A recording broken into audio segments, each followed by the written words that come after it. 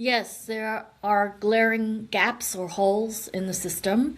The first, in any supply chain, is that the source of truth is really in the form of written documentation. And documents are necessary. They provide one form of truth and evidence, but documentation can also be manipulated.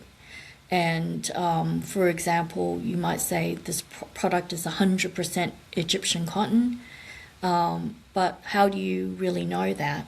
For if paper documents say that, is it actually true that there is 100% Egyptian cotton?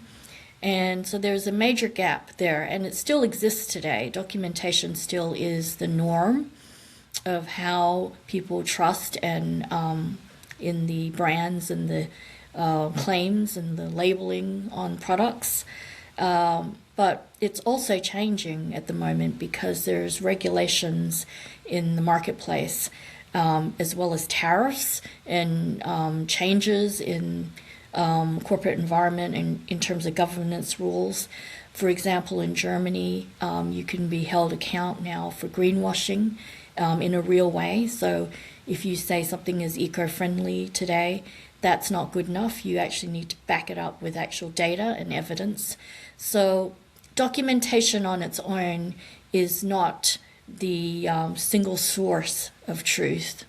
You have to establish and develop a body of evidence today that demonstrates that what you are saying is in fact what you're doing. So that's one of the major gaps that I find that is in the industry today. And a second gap is that a lot of people assume that if you're being transparent, that is the truth.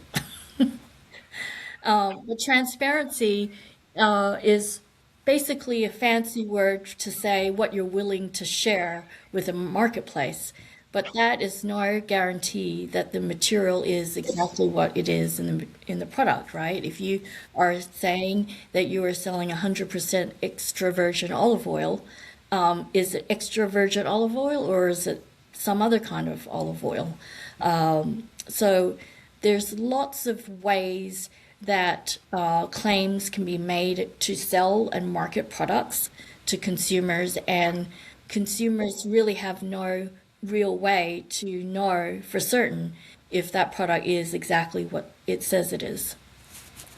Exactly right. I was sitting here laughing when you were mentioning the marketing side because I know you actually came from the marketing Hmm. side. That's where you started your career, Hmm. which is, where I am, where I landed in my career as in marketing. And yes, as marketers, we can get very creative with, we'll call it creative revelations about the products or services, that we are pitching or promoting to the public. Hmm. But you're right. It's really hard from a consumer standpoint to sit there and say, is this true? And how would I know? Because we do take labels at face value. Like you said, it says it's 100% virgin olive oil.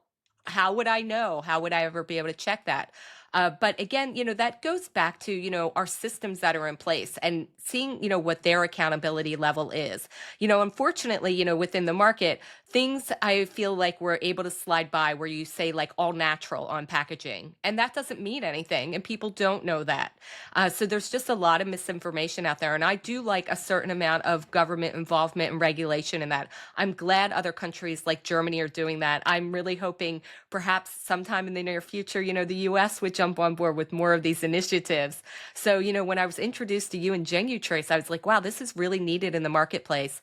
Like I said, with the other entrepreneurs we've spoken to, they genuinely start their services or their brands or their products from a place of good.